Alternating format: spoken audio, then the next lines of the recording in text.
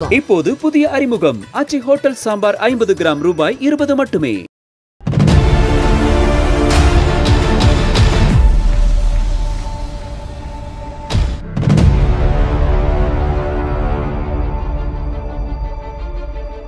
வாழ்க்கையில் ஒரு முக்கியமான ஒரு வாசகம், அது என்றைக்கும் மறக்க முடியாதது. அது என்னென்னு யோசிக்கும்போது, சின்ன வயசில் அப்போது நான் படிச்சுட்டு இருந்தது 6ஆம் வகுப்பா 7ஆம் வகுப்பான்னு தெரியல, 2ல் ஒன்றா தான் இருக்கணும். அப்போ தான் நான் எங்களுடைய முஸ்லீம் தெரு தொடக்கப்பள்ளி 6ஆம் வகுப்பு 1ஆவதுலேருந்து 5ஆம் வகுப்பு வரலையும் அங்கே முடிச்சுட்டு 6ஆம் வகுப்புக்கு நான் பாய்ஸ் ஹை ஸ்கூலில் போய் சேர்றேன். 6ஆம் வகுப்புக்கு அந்த கட்டத்தில் தான் எங்களுக்கு தமிழ் ஆசிரியராக சக்காராம்னு ஒரு ஆசிரியர் இருந்தார். சக்காராம் பட்டுக்கோட்டையை சேர்ந்தவர். அரசு புத்தக நிலையம் அப்படின்னு ஒரு புத்தக நிலையம் அவங்க வச்சுருந்தாங்க. அதில் நோட்டு புத்தகம், இந்த மாதிரியான எழுது பொருட்கள், இதுக்கு அப்பாற்பட்டு நிறைய கதை புத்தகங்கள், அந்த காலத்தில் அறிஞர் அண்ணாவுடைய நூல்கள், கலைஞர் கருணாநிதியுடைய நூல்கள், இந்த மாதிரி சாண்டிலினுடைய நூல்கள், இப்படி நிறைய அவர் காட்சிப்படுத்தினார். அது மட்டும் இல்லாமல் வருஷத்துக்கு ஒரு தடவையோ அல்லது 2 முறையோ வெளியிலேருந்து சில புத்தகங்களை சேகரித்து தன்னுடைய கடையில் அவர் காட்சிக்கு வைப்பார். ஏறத்தாழ ஒரு 200-300 புத்தகங்களை காட்சிக்கு வைப்பார்.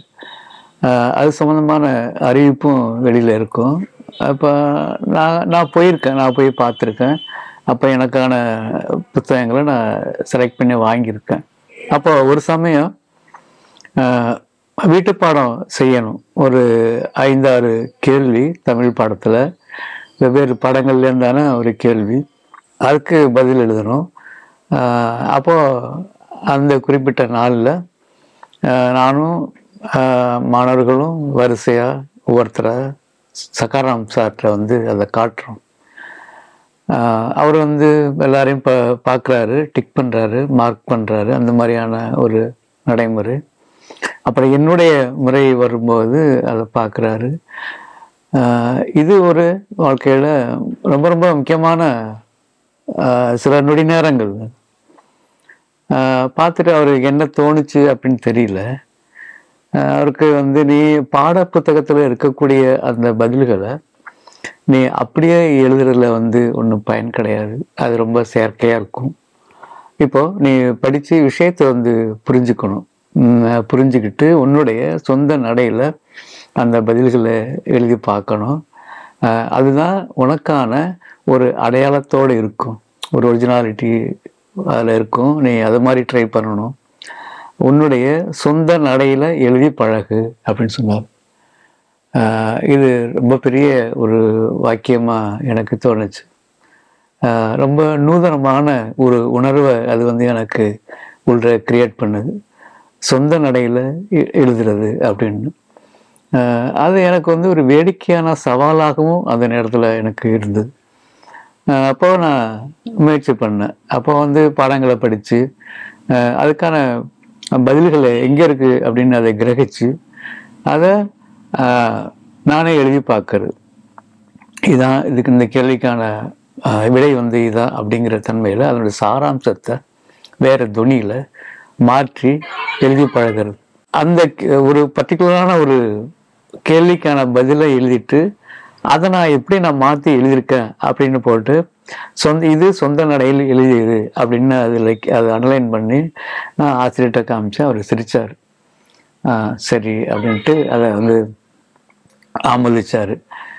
இது எனக்கு ஒரு ரொம்ப பெரிய அளவுக்கு மகத்தான ஒரு வார்த்தையாக இருந்தது, ஒரு வாசகம், சொந்த நடை அப்படிங்கிறது.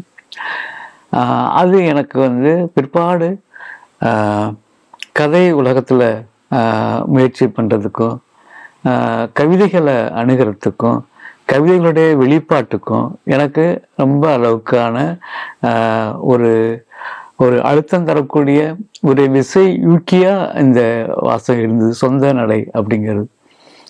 இப்போ இந்த காலத்தில் என்னால் சில முயற்சிகளில் ஈடுபட முடிஞ்சிருக்கு. கவிதைகள், சிறுகதைகள், அப்போ நாவல், இது போல் சில முயற்சிகளை நான் பண்ணி பார்த்துருக்கேன். இதுக்கு அடிப்படைங்கிறது என்னுடைய தமிழாசிரியர் சக்காராம் சார்.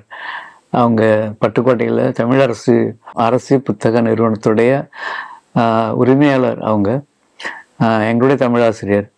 அந்த ஒரு வார்த்தை தான், அந்த சொந்த நடையில் எழுதி பழகு அப்படிங்கிற ஒரு வார்த்தை தான் அப்போ என்னுடைய இந்த முயற்சிகளுக்கு, செயல்பாடுகளுக்கு அடிப்படையான ஒரு தீபம் போல, ஒரு பெரிய என்றும் மங்காத ஒரு பிரகாச பொறி போல மனசுக்குள்ள இருந்தது அந்த ஒரு வார்த்தை. சொந்த நடையில் எழுதி பழகு அப்படின்னு என்னுடைய தமிழாசிரியர் வந்து கட்டளையிட்டு.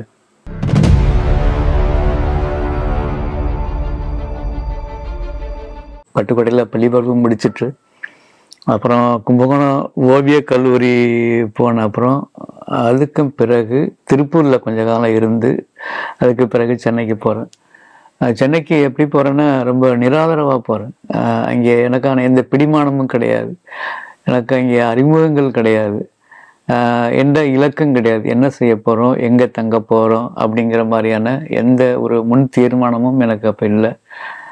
அப்போது நான் இங்கே வெறுமனே போகிறேன் சென்னைக்கு, பிழைப்பு தேடி போகிறோம்.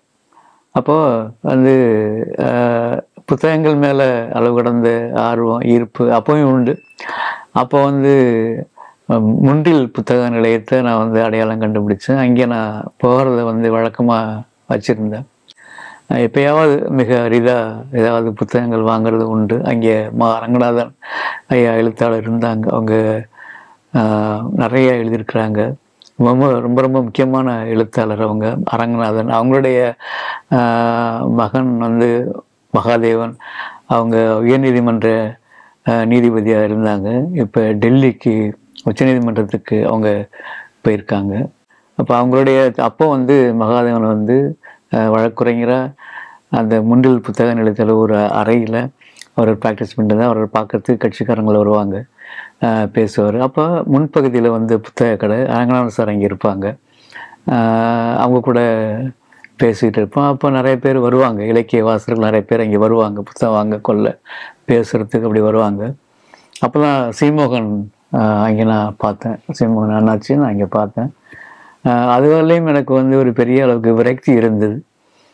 எனக்கு ஒரு ஈடுபாடு உண்டு, கவிதையில் ஈடுபாடு உண்டு, இந்த மாதிரி இலக்கிய விஷயங்களில் ஆர்வம் இருக்குது, வாசிக்கணும் அப்படிங்கிற மாதிரியான ஒரு தாபம் இருந்தது.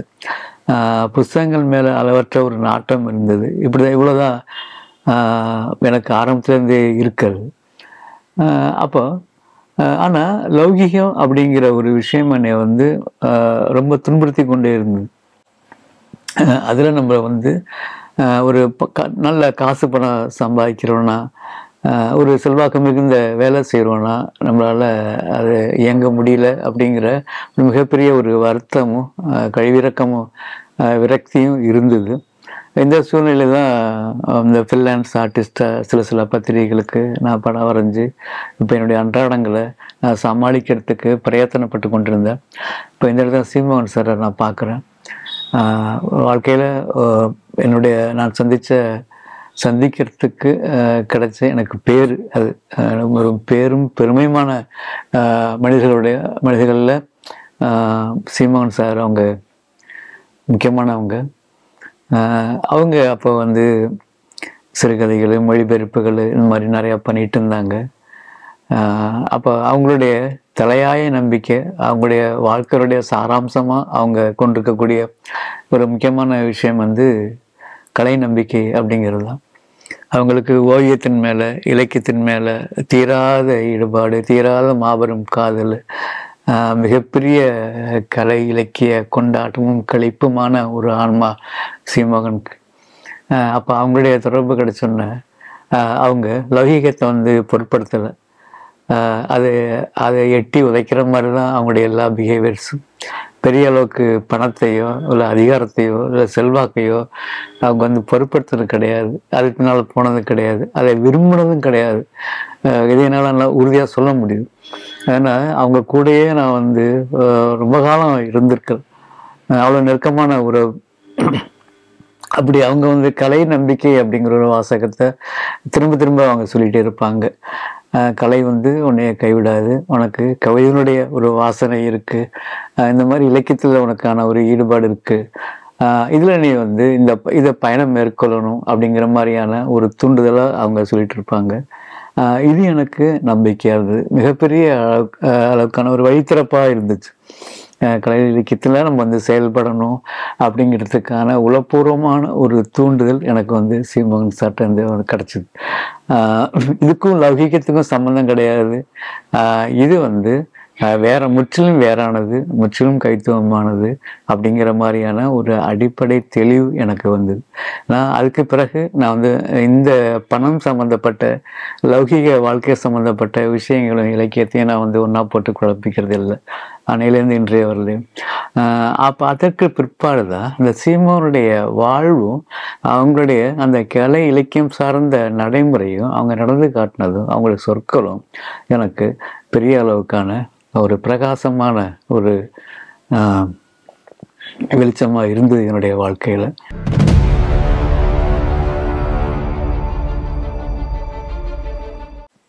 வசந்தகுமார் அவங்க அண்ணாச்சி வசந்தகுமார் தமிழினி பதிப்பகத்துடைய உரிமையாளர். அவங்க தமிழினி பதிப்பகம் ஆரம்பிக்கும்போது அவங்க கூட எனக்கு தொடர்பு ஆரம்பிச்சது. அப்போ என்னை அவங்களுக்கு யாருன்னு தெரியாது, புதிய அறிமுகம்தான். இங்கேருந்தோ வந்து சேர்ந்தவன் தான். இங்கே என்னுடைய பின்புலம் என்னான்னு அவங்களுக்கு தெரியாது, என்னுடைய குணாம்சங்கள் என்னான்னு அவங்க வசந்தகுமார் அண்ணாச்சிக்கு அவங்களுக்கு சுத்தமாக தெரியாது. அவங்களுக்கு ஒரு பழிவு உண்டு, ஏதோ ஒரு பையன் இங்கேருந்து வந்து வேலை தேடி கஷ்டப்படுறான், அவன் கொஞ்சம் வாசிக்கிறதுல ஆர்வமாக இருக்கான், கவிதை என்ன ஏதோ எழுதிக்கிட்டு இருக்கிறான் அப்படிங்கிற மாதிரியான இந்த தன்மையில் தான் அவங்களுக்கு என்னை பற்றின ஒரு அபிப்பிராயம் இருக்குது. அப்போ அவங்க கூட என்னை அணைச்சி வச்சுக்கிட்டாங்க. போக வேண்டாம், நீ இங்கே கஷ்டப்பட வேண்டாம், இங்கே இரு அப்படின்ட்டு அவங்க கூட என்னை இருக்க வச்சாங்க. அவங்க தான் எனக்கான உணவு, இருக்கிறதுக்கான இடம், அப்போ எல்லாமே அவங்க தான் அப்படிங்கிற மாதிரி தான் எனக்கு ஒரு நீண்ட காலகட்டம், வெகு நீண்ட காலகட்டம் இருந்தது. அவங்க நச்சு வசந்தகுமார் பஷீர் இந்த மாதிரியான ஒரு சூழல். அப்படி அவங்க வசந்தகுமார் அவங்க தான் என்னுடைய புத்தகத்தை வந்து உயிர்த்திருத்தல் அப்படிங்கிற சிறுகதையை கொண்டு வந்தாங்க. அன்னியவனுடைய கதைகளை கூட நான் பிரசுரிக்கிறேன் அப்படின்னு அவங்க வந்து ரொம்ப திடமாக சொன்னாங்க. இது ஒரு முக்கியமான வாசகமாக இருந்தது. நான் பிரசுரிக்கிறேன் அப்படின்னு என்கிட்ட அவங்க வந்து மிக உறுதிப்பட சொன்னது.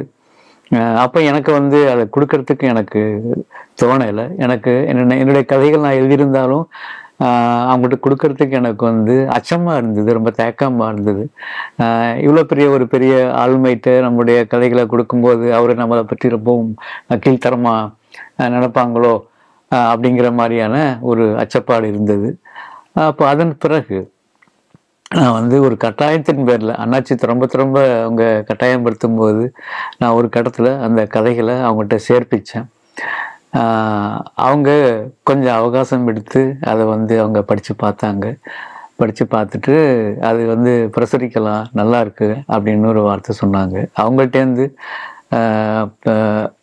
பெரிய அளவுக்கான ஒரு அனுபவம் வாய்ந்த சினிமா, இந்த மாதிரியான கலை இலக்கியத்தில் ஆழ்ந்து தோய்ந்த அதுபோல் ஒரு ஆளுமை கிட்டேருந்து நல்லா இருக்குங்கிற மாதிரியான ஒரு வார்த்தை வரும்போது எனக்கு மிகப்பெரிய ஒரு பரவசமாக இருந்தது, மிகப்பெரிய திடமாக இருந்தது எனக்கு. அப்போது அவங்க கதைகளை போட்டாங்க.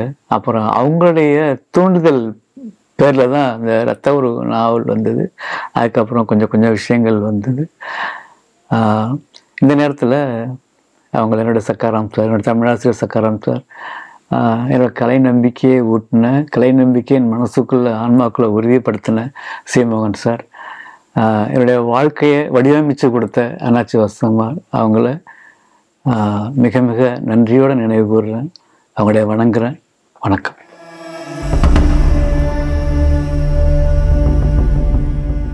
இப்போது புதிய அறிமுகம் ஆச்சி ஹோட்டல் சாம்பார் 50 கிராம் ரூபாய் 20 மட்டுமே.